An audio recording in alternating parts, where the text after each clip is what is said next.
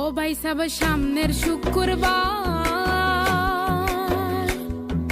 শান্ত আলীর বান্নি হইব নেমতপুর বাজার। ভাবি আইমনে সামনে বার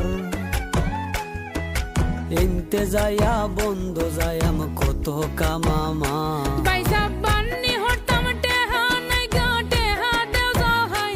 ভাবি বাড়ি দি যাওনের বারা নাই গা শেষরা মিসার হইন। আমার বইনে কিরম আছে তার আগে খোহাইন।